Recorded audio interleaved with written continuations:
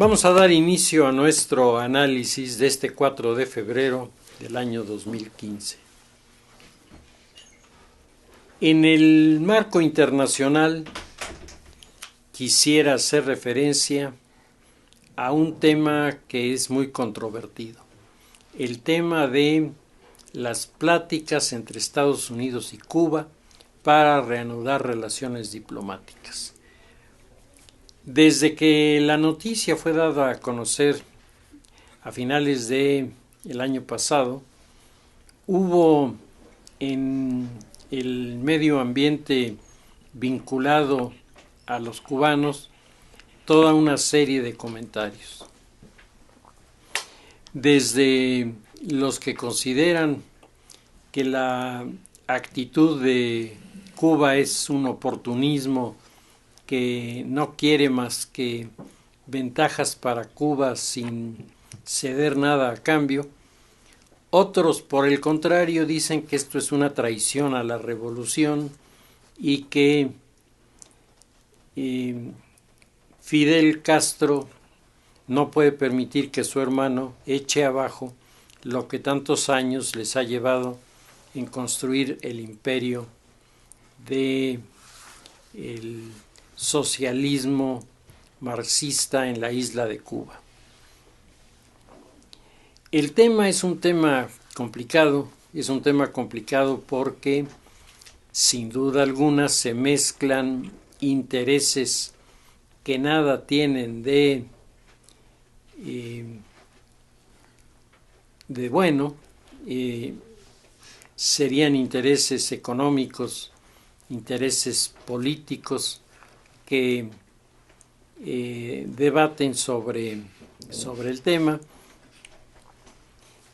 porque algunos de los integrantes del gabinete de Raúl Castro pues son personas que están muy conectadas con los grupos encargados de llevar el contrabando a la isla.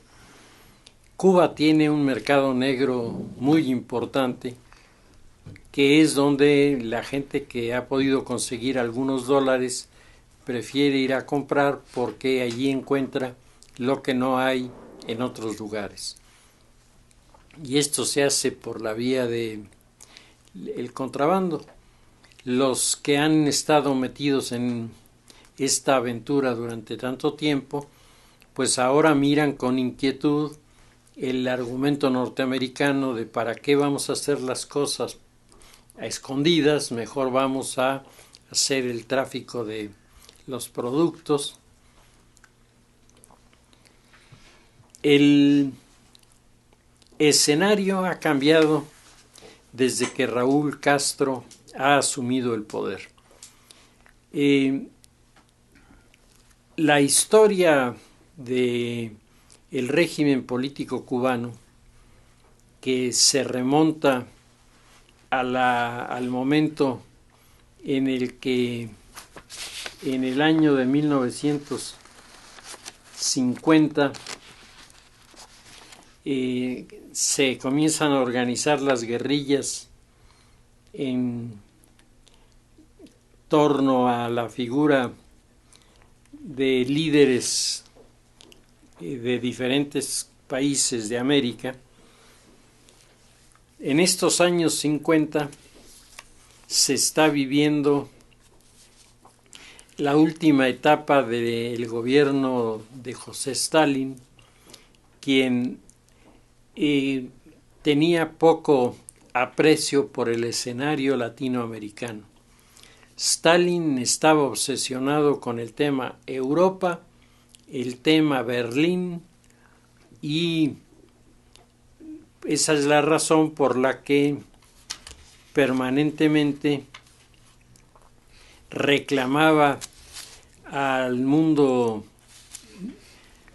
occidental sus intenciones de, según él, pasarse del mundo occidental al mundo oriental para buscar allí la libertad. Estas declaraciones de Stalin, que eran parte de un juego estratégico, hablaban de Polonia, hablaban de Checoslovaquia, hablaban de los países bálticos.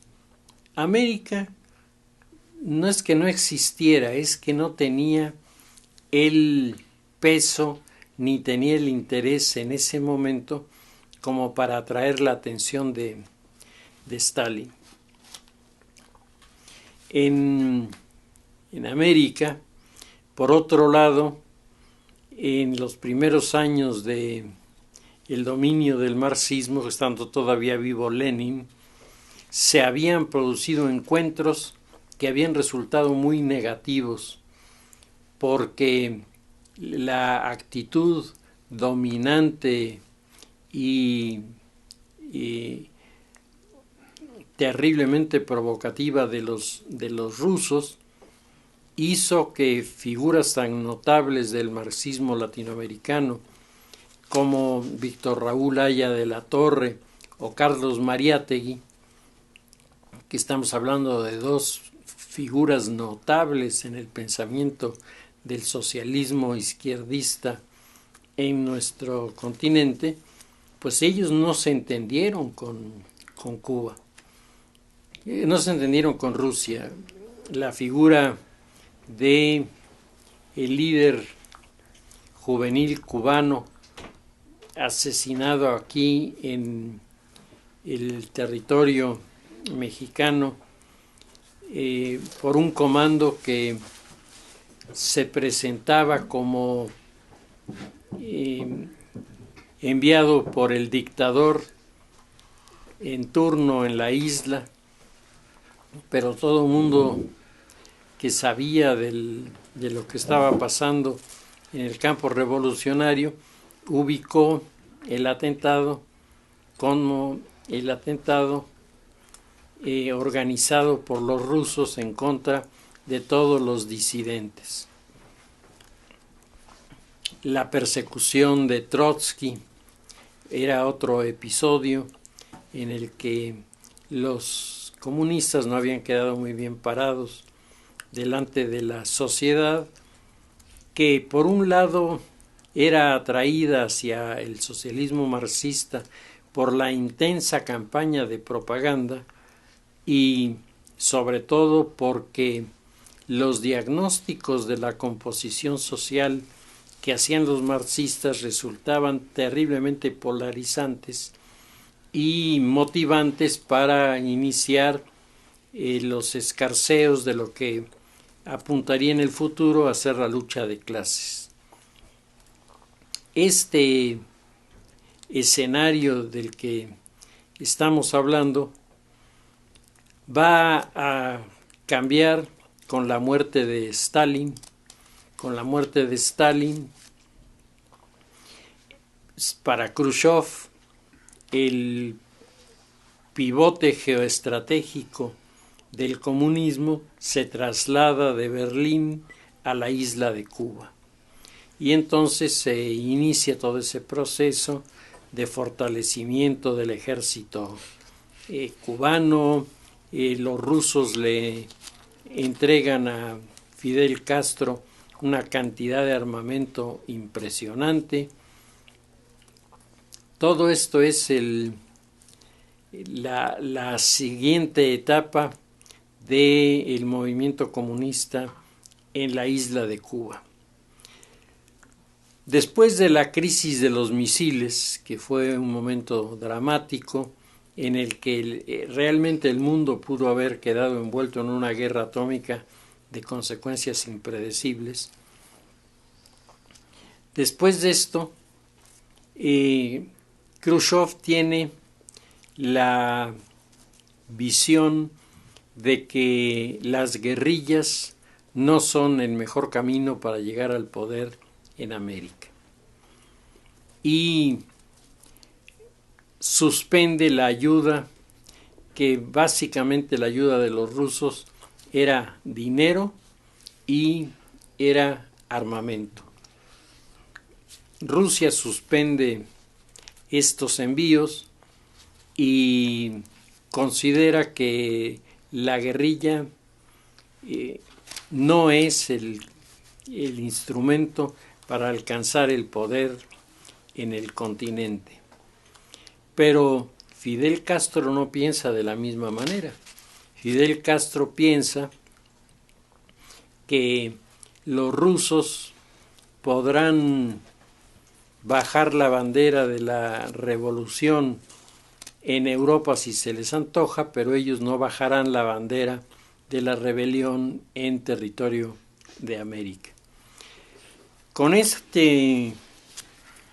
división en el modo de pensar de los grupos comunistas, se pasa de los años 50, los años 60 y los años 70, son años en donde los cubanos se distancian de los rusos, nunca hay un rompimiento, nunca hay una situación de descalificación, pero en el terreno práctico los rusos se vieron abandonados por la corriente de los cubanos, que comenzaron a buscar sus propias metas, sus propias visiones del mundo revolucionario, dentro de las cuales pues a mí me parece que es muy interesante rescatar la reunión de la tricontinental en la isla de Cuba, que era el equivalente de la Comisión Trilateral Norteamericana. Aquí la reunión de los tres continentes, África, Asia y América, que eran convocados por los rusos, dio paso después al segundo gran encuentro, ya latinoamericano nada más, que se llamó la OLAS, Organización Latinoamericana de Solidaridad.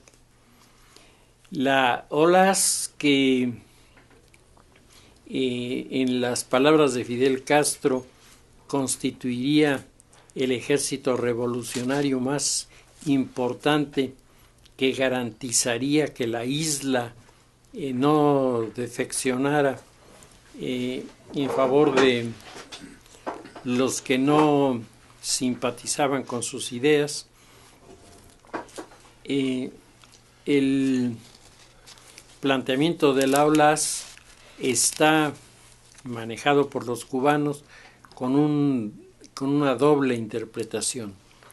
Una, el decir, nosotros vamos a ayudar a todos los que quieran hacer revolución en América, pero los ejércitos de la solidaridad revolucionaria son los ejércitos que se van a África, se van al África, y van a participar en larguísimas guerras, la guerra de Angola, la guerra de Mozambique, que es en donde se ven más presentes los combatientes cubanos. Hay un número muy significativo de cubanos que van a hacer su servicio militar al África, y contrariamente a lo que los rusos han manejado en su propaganda, en el sentido de que los cubanos llegaron a estos territorios como Mozambique y Angola para lograr la liberación de los pueblos. Mozambique y Angola habían logrado ya su independencia. Eran países que estaban en los primeros pasos de la estructuración de algún sistema de gobierno en estos lugares. El gran fracaso del mundo occidental en el África está soportado por dos errores muy marcados. Uno, el error territorial y tribal, es decir, los africanos tenían, antes de que los conquistaran los europeos, territorios que pertenecían históricamente a determinado pueblo y que de hecho estaban en pugna permanente con otros pueblos por la titularidad de estos territorios. Y el segundo gran error es nunca haber incorporado a los africanos a los modelos y a las instituciones que habían llevado los europeos para civilizar a estos pueblos. Por lo tanto, los africanos estaban en sintonía de la democracia, pero cuando los cubanos llegan, la democracia estaba eligiendo candidatos que nada tenían que ver con la isla de Cuba, y entonces se desata la guerra civil en los territorios en donde ellos permanecen, una parte del Congo, Mozambique, Angola. Estos eran los ejércitos de la solidaridad, según decía Fidel Castro. Era un mecanismo a través del cual Fidel utilizaba estos asuntos como válvula de escape ante la presión internacional. Ellos se metieron en el África y ahí decían estar logrando las victorias de los grupos marxistas. La intervención cubana en Angola y en Mozambique no es una intervención solicitada por la población, como dice el disco que los cubanos vendieron aquí en México sobre el régimen de Fidel Castro. En uno de los discos donde viene lo que ellos llaman la aventura africana, ahí enseñan que los cubanos llegaron a Angola y a Mozambique con una misión de salud. Entonces llevaban quién sabe cuántos médicos para atender a los africanos, cosa que sí hicieron, eso es real, pero eso fue el pretexto para meter tropas combatientes que de repente declararon el Estado marxista en un país que libremente había electo a sus gobernantes. Ellos quisieron imponer a un marxista, se armó la guerra civil y la guerra civil involucró a otros factores. El hecho es que los soldados cubanos que vivieron en África, que estuvieron en África, se constituyeron dentro del territorio cubano como si fueran tropas de otro país, porque las experiencias que habían tenido en la lucha de Angola y Mozambique, pues les habían revelado muchas realidades que a ellos les llamaban la atención. El gobierno de Fidel Castro se apoyaba en el ejército y se apoyaba en los grupos de cubanos que habían ido a pelear al mundo africano, y ahí se habían en primer lugar desilusionado mucho de la solidaridad internacional que tanto predicaban. Ellos habían visto que esto es un cuento, que en el fondo todo eran intereses que posibilita esta situación es que Fidel ya casi no sale. Hay la versión de que tiene principios de Alzheimer, y que al tener principios de Alzheimer se aísla de la realidad, que por eso es que ya no habla en la radio. Antes le llevaban ahí para que grabara siquiera 15 minutos, ahora ya no. En Cuba el poder está dividido en 4 grandes áreas. Una es el área del partido.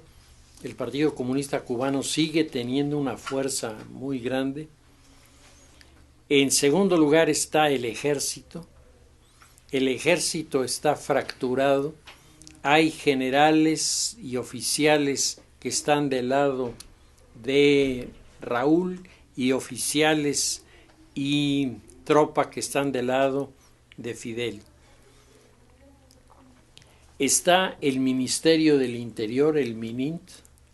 El Ministerio del Interior es, bueno, por lo menos fue durante el momento más importante de Cuba dentro de la línea comunista. El MININT jugó el rol de institución a través de la cual se vinculaban sobre todo con los rusos, se vinculaban con los polacos, se vinculaban con los checos, que eran los que manejaban a nivel latinoamericano las líneas de investigación de los espías. Bueno, el MININT lo maneja hoy Raúl Castro. Al interior del MININT hay también sus diferencias, pero en términos generales Raúl tiene una buena presencia, y Barack Obama ha comenzado a enviar a sus mejores negociadores y han comenzado a tomar algunas ideas, algunas propuestas, y de repente el periódico Granma dice que Fidel escribió, o sea, le atribuyen a Fidel un artículo. El artículo es pequeñito, cosa rara porque cuando Fidel escribe no acaba de escribir nunca, en donde dice el artículo que los tiempos están cambiando, que el escenario mundial después de la caída del muro de Berlín ya no puede ser comparable con lo que ocurría antes, que sin duda alguna Cuba no puede quedarse al margen, pero que el comandante Fidel Castro le ha dicho al periodista que él desconfía de los norteamericanos, que si por él fuera, los americanos para negociar tendrían que hacer 3 cosas. Primero, tendrían que entregarle a Cuba a todos los espías que han capturado en los Estados Unidos. Son como 20. En segundo lugar, que Estados Unidos de manera unilateral debería suspender el bloqueo de los bienes a la isla. Y tercero, que es, dice el artículo, lo indispensable, que las tropas norteamericanas abandonen la base de Guantánamo y Cuba recupere la soberanía sobre este territorio. Pues la respuesta fue básicamente no. Los americanos dijeron que no. La negociadora, jugando las reglas de los mecanismos de negociación con gente difícil, simplemente dijo, pues yo tomo mis cosas y me voy, porque así no vamos a llegar a ningún lado. ¿Para qué perdemos el tiempo? Si eso es lo que ustedes están suponiendo que vamos a hacer a cambio de nada, están perdidos. Entonces se ha salido de la isla, y será en esta semana que se reanuden las pláticas porque después de pensarlo, pues se dieron cuenta de que la sociedad está muy inquieta. Se había hablado de apertura de fronteras, retiro de limitación de viajes, en fin, cosas que a los cubanos los alentaron, y ahora pues les están diciendo que su mamá dijo que siempre no. Este es el último episodio de la historia política de Cuba que algunos de los autores que han escrito en fecha más reciente dice que es la alternancia interminable, porque cada vez que se pretende democratizar la isla, pues las cosas salen exactamente al revés.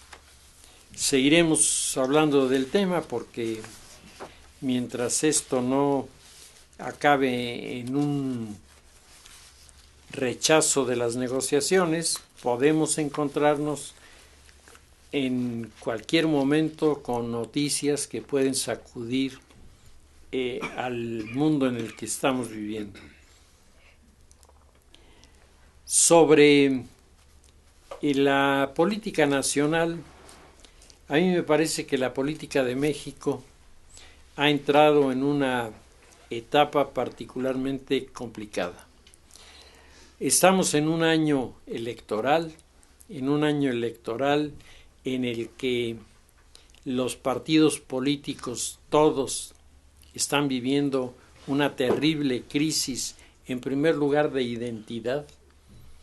Han perdido su identidad porque con el argumento de que tienen que correrse al centro, están quitándose todas las connotaciones de orden histórico-político, y entonces el ciudadano común y corriente pues se encuentra con que no sabe por qué partido votar, porque los partidos ya no hablan de sus principios, de sus valores.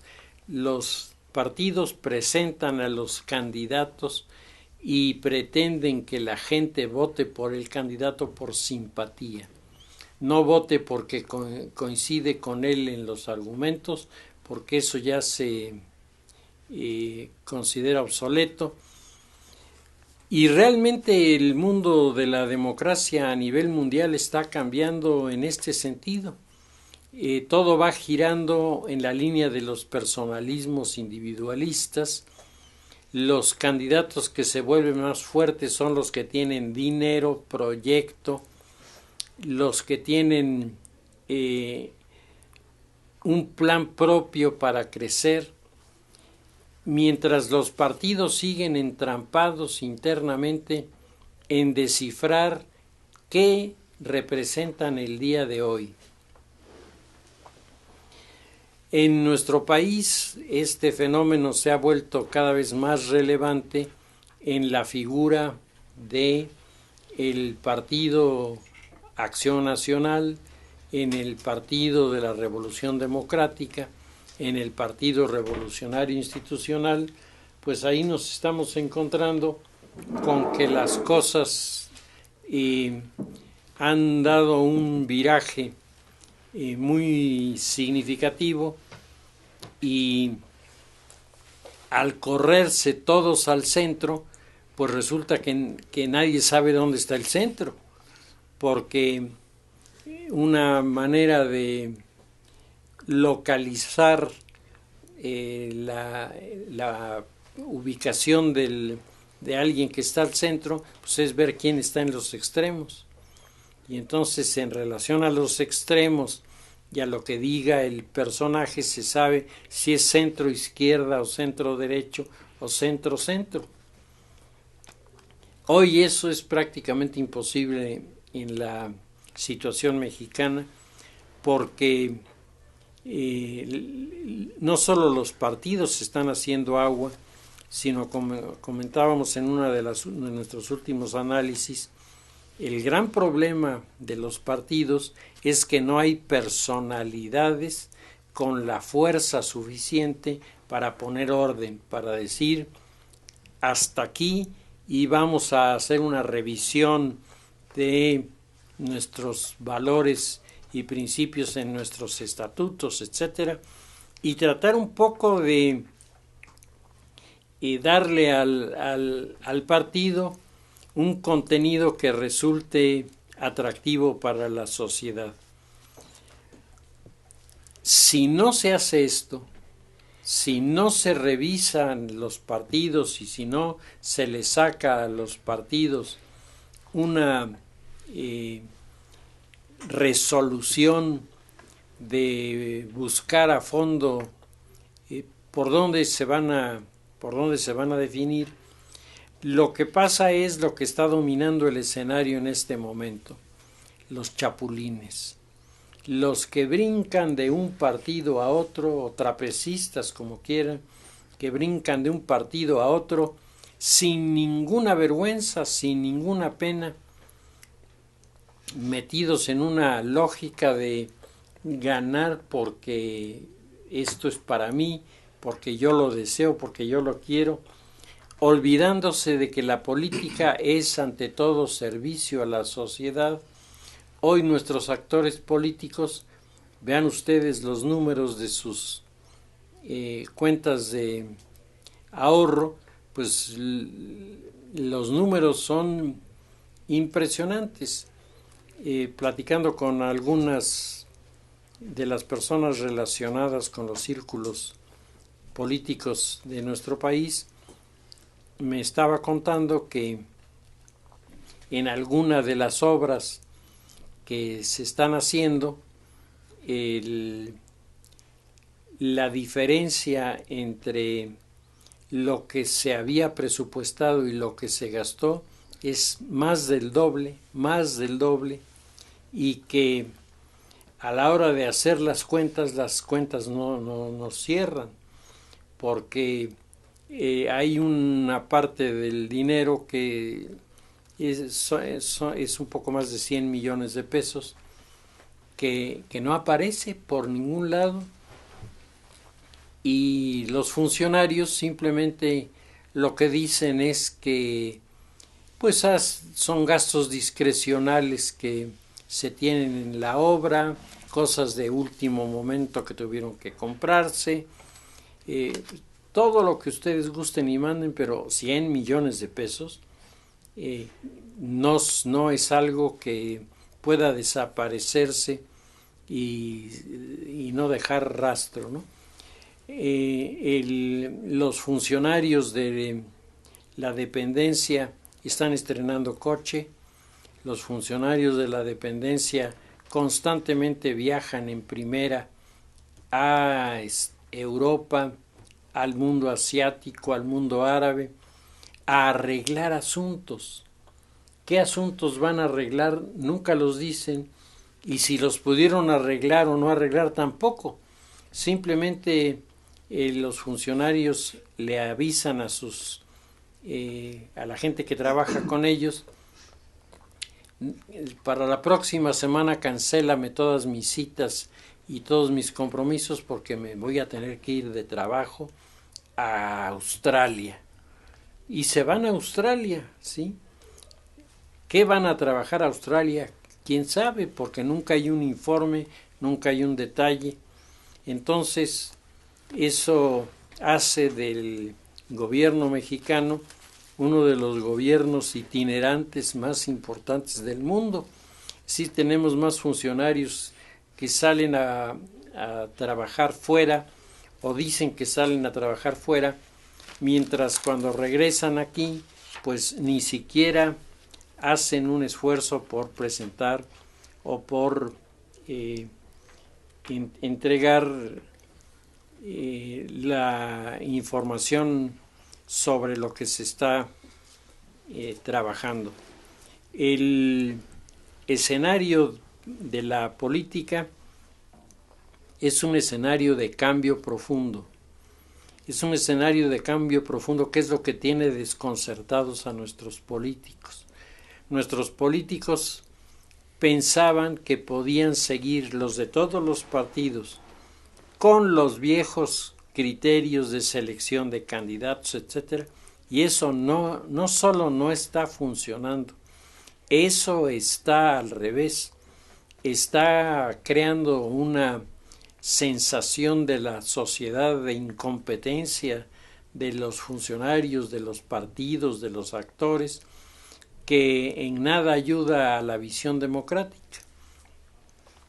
Y a eso se están apostando personalidades como López Obrador, que su discurso pues es un discurso contra las instituciones. En la medida en la que las propias instituciones se descalifiquen delante de la sociedad, la figura de López Obrador crece. Crece porque la gente va a decir, fue el primero que dijo que esto iba a pasar, que nos íbamos a quedar atrapados en esta situación de indefinición y de incapacidad de ineptitud.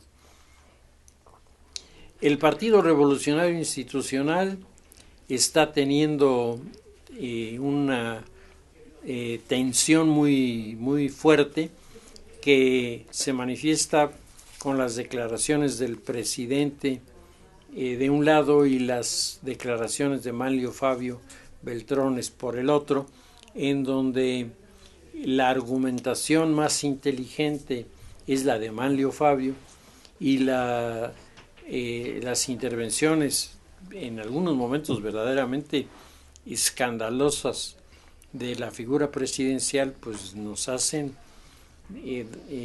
presenciar una fórmula de entendimiento político que está fracasando en el intento de la presidencia y el grupo de la presidencia para darle a México un rumbo y jalar a México al crecimiento y al desarrollo. Pues esto hasta el momento es pura palabrería y el tema de la seguridad se está volviendo un tema de altísimo riesgo, porque si ustedes han seguido la prensa de los últimos días, habrán visto que los personajes detenidos en Guerrero por la responsabilidad de los crímenes, pues resulta que ya nadie se acuerda por qué los detuvieron, ya dijeron que son buenas personas y por lo tanto el riesgo es que nos demos por bien servidos con lo que ha pasado, se clausure el capítulo de los desaparecidos de la normal y a partir de cero, por lo menos es la idea, iniciar las campañas para el relevo de la Cámara de Diputados y el relevo de presidentes municipales y gobernadores en algunas otras entidades. La situación política en el país es tensa, es difícil, es compleja y es muy probable que visiones de la sucesión presidencial que teníamos ya como muy hechas hace apenas unos meses, en los próximos días tengan sacudidas, terremotos internos, porque no hay una coincidencia en los criterios, ni en los partidos, ni en los actores, ni en las instituciones, y lo que es peor, ni en la sociedad civil. La propia sociedad civil no sabe qué quiere.